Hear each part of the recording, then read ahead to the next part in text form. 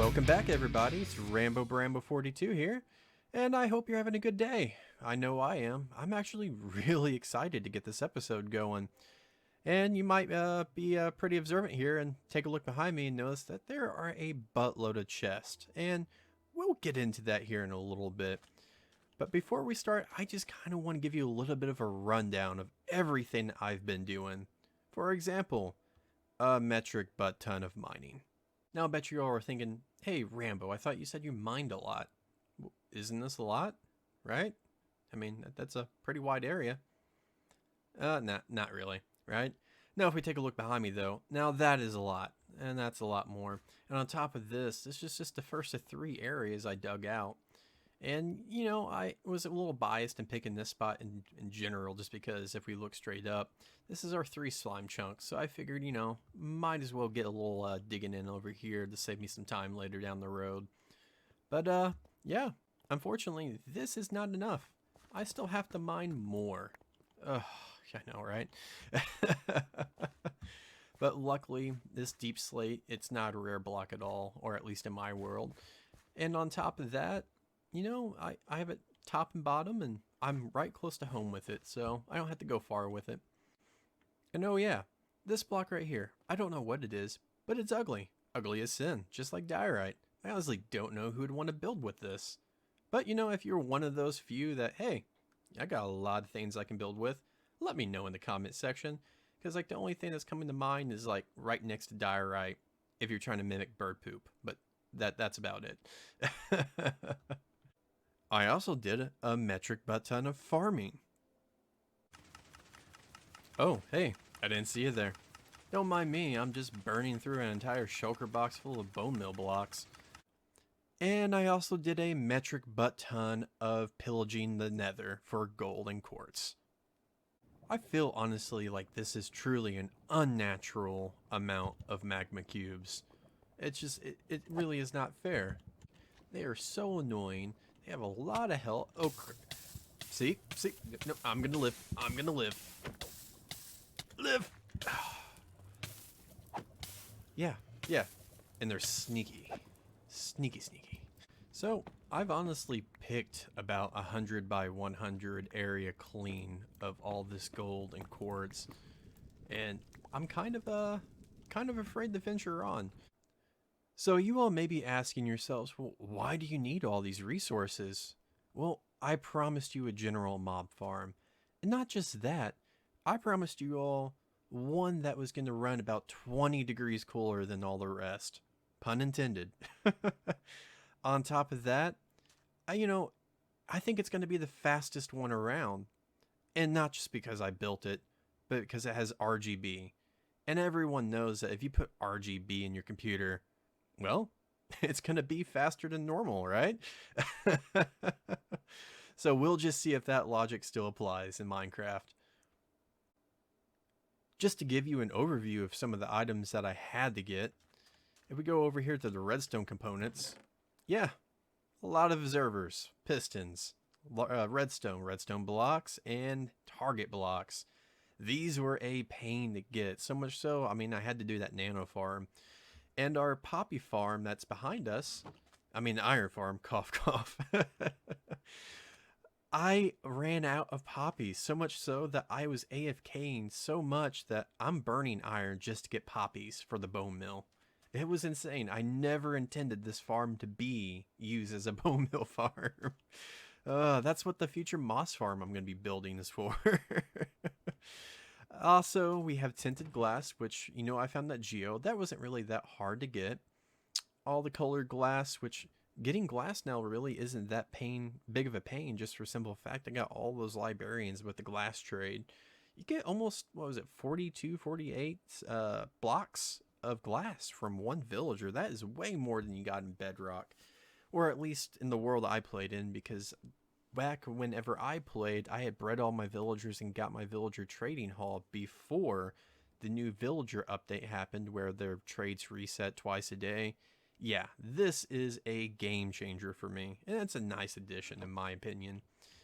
Over here, I was pretty vain in my block palette with this future build that's going to be going here, which this will give you an idea about how half tall this is. Yeah, this thing is a monster of a build. So I needed something that looked kind of metal-like slash aesthetically pleasing. So I went with deep slate, and you'll kind of get a better idea when I start building with it why I chose it.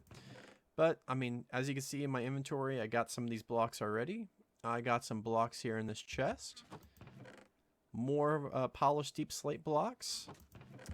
A buttload of stairs. And, oh my god, the building with the stairs. I used the stone cutter to use this because I heard that apparently the stone cutter is the way to do these special blocks. Apparently you get more, more bang for your buck with it.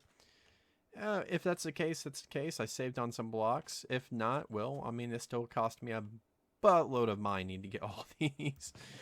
Gray concrete. Yeah, I need a lot of that. But granted, gravel and sand, it's not hard to come by right now, so it wasn't too hard to get. Luckily, I have the iron farm because I'm going to need all these.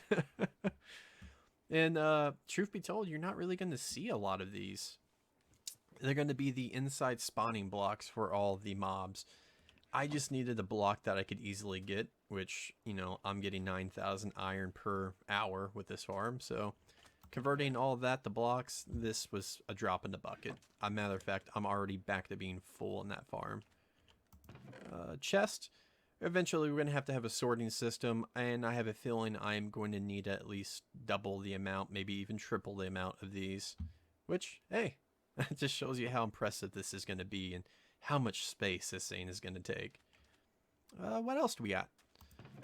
More cobbled blackstone deeps, or cobbled deep slate, not blackstone. Shame on me for not knowing that. This is just extra. As of now, I don't think I'm going to need it, but, you know, mistakes of calculations can be made.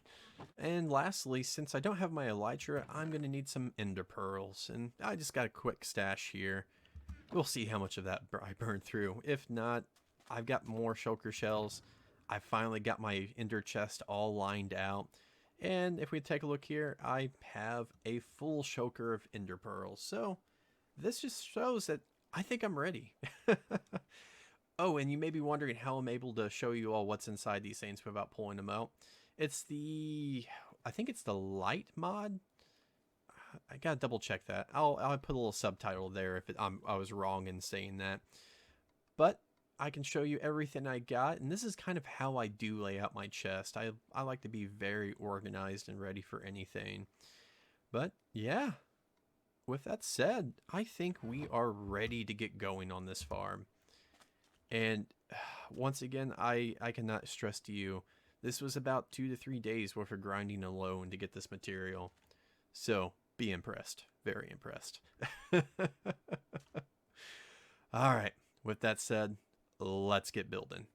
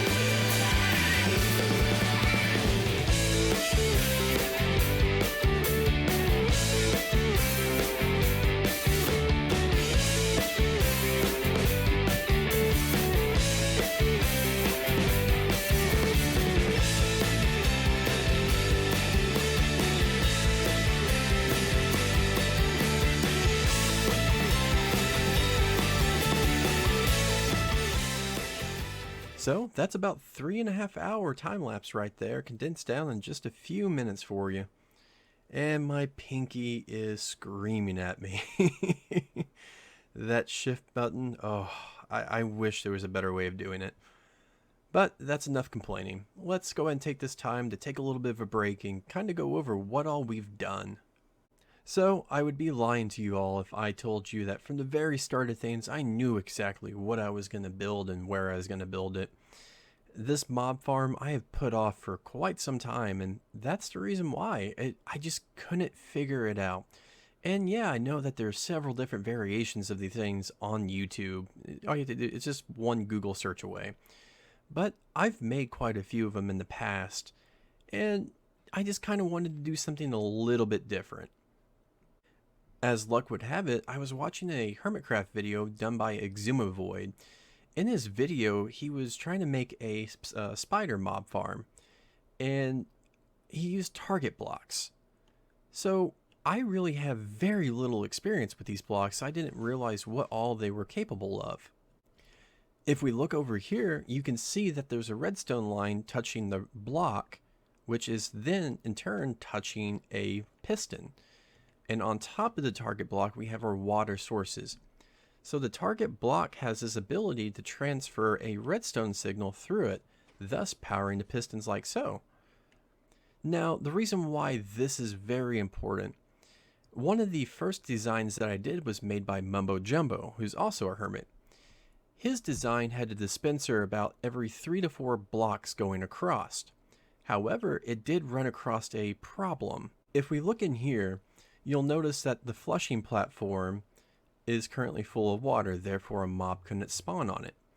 Now, with Mumbo's old design, depending on how laggy your world was or how your farm was laid out, whether the dispenser was on the chunk border, sometimes those dispensers would either A, clog up, and what I mean by that is it would dispense water but still keep a water bucket in there, meaning it would always be flushing, therefore mobs couldn't spawn on it.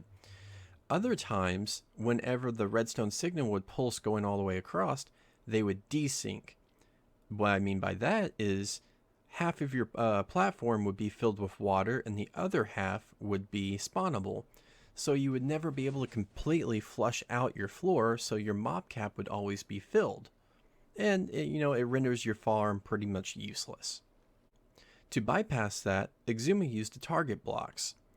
And by running the redstone right behind them, as long as these have signal going all the way across, these are going to transmit the power, meaning that they will never get out of sync. Now, the difference between his farm he came up with and mine is just a simple, hey, I made it 1 block higher than the other one, so therefore general mobs can spawn in there.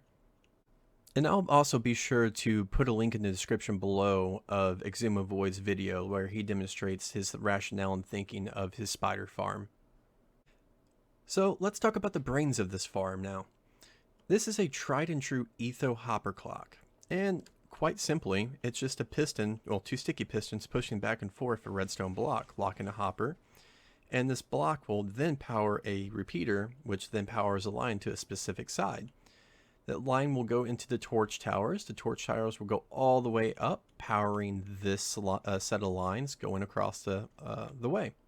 So for all you observant few out there who notice that a standard length of redstone dust will not power all the way across this line, that's actually correct.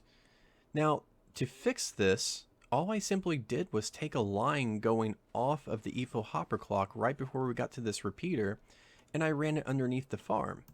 So it's nice tucked away and hidden. And to keep the signal strength up, I just used repeaters dotted all the way across, running the line straight to the other torch tower. That way, now this entire line is being powered at the same time by both torch towers, meaning every single piston will fire at the same time. Alright, so let's talk to you redstone enthusiasts who are probably going to eventually see this video. And I know you're screaming at the top of your lungs from the edge of your seats about how inefficient this redstone is. And I get it, don't get me wrong. I am fully aware that I could have only used 2 redstone torch towers. Now, how would I do it?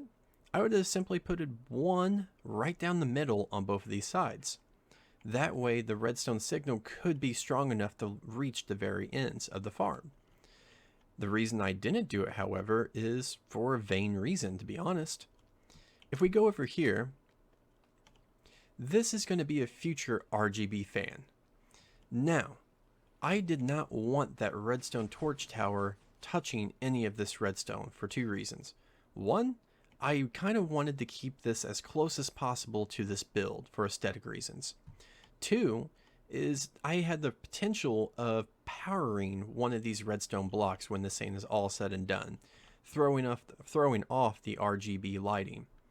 So I just voted to make 4 torch towers on the 4 corners. And honestly, it kind of had a extra benefit of doing the 4 torch towers. I mean, this is all about RGB, you know, in the modern computer building age.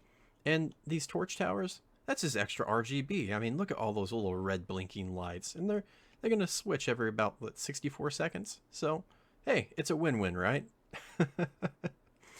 But with that said, let's go and get to another time lapse. Let's finish these fans and get this thing fully operational. And a 1, and a 2, and a 3. Look at it. Just look at it. No, please, really, look at it. I'm going to get upset. I really am. Put a lot of work into this. Oh, man. Wow, yeah. I'm a big fan of this build. Oh, man. So, yeah, I'm hoping you're getting the reference of it being 20 degrees cooler than all the rest, you know? Gigantic fan. It blows air. And don't be one of those people in the comment section be like, hey, Rambo, this build totally blows. Ha ha ha ha. That's unclassy. Don't be unclassy. You're better than that. Wait. Then again, if you comment in the comment section, that helps the algorithm. Alright, yeah, just say whatever you want about it. And I know what you're thinking. Hey, Rambo, I thought you said those little lights are going to be twinkling. Oh, yeah. They're going to be twinkling. I'm going to make them twinkle so hard. They're going to twinkle the brightest they're ever going to twinkle. But in order to do that, I got to do a redstone clock. That's what that scaffolding there is for. It's going to be the 2 observers with a redstone dust, creating an infinite loop. Break that line when I'm done. Needs to be about 3 seconds long. That should put the lights from here to there in a constant motion going all the way around. It's just going to be pure awesomeness. That's right. This build, pure awesomeness. And everyone knows that RGB, you know, it makes things run 20% faster. That's true. Scientific. Google it. Lastly, yeah, I think this is actually going to be lastly. I originally planned to do a third-person time-lapse on this build. Unfortunately, I kept falling almost to my death. Yeah. Turns out scaffolding kind of is a little bit different than in Bedrock. Yep. Used to be one of my favorite blocks. Not anymore. I cursed them. Yeah, that's right. You're cursed. Sucks to be you. With that said, though, I think I learned my lesson on building this first one. So, with that said, I think I am going to do a third-person time-lapse on this next one. Hope you all enjoy.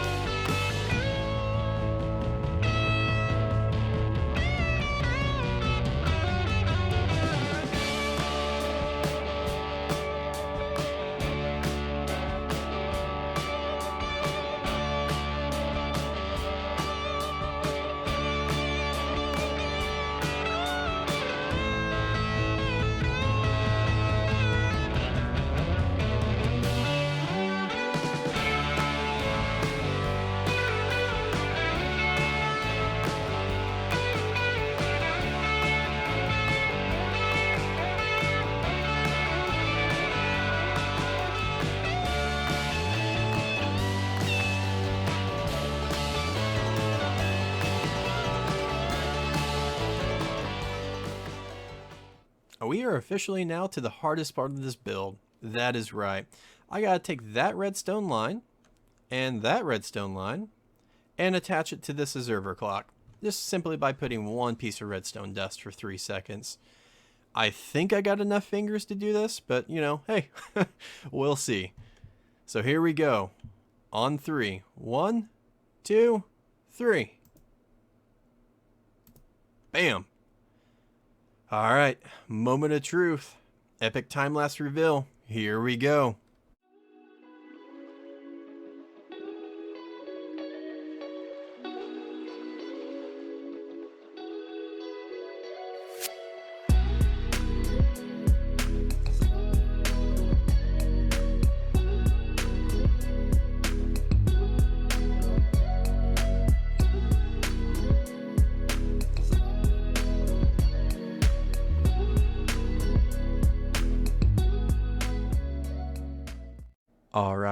All right. Wait, what? Wow, that was actually kind of Matthew McConaughey-like. And for all you Gen Zers out there, he's an actor. Kind of a big deal. And no, I'm not a boomer for knowing that. I just know things, you know, a lot of things, especially Minecraft things. But with all that said, I think we're going to go ahead and call it today's episode. We got a lot done, you know, nice big general mob farm, complete with 2 big RGB fans, you know, making things 20 degrees cooler than all the rest. And yeah, this thing actually runs faster than all the rest too. Scientifically proven. Once again, Google it. It's there. And with all the metric butt ton of mobs that are falling out of this farm, I'm thinking a storage system along with a collection system. It's going to be top priority next episode. And with all that said, I'm RambleBramble42. And if you got anything out of this episode, learned something new, or heck, even got a laugh out of it, feel free to like, comment, subscribe. Every little bit helps. Anyways, you have a good day. Bye.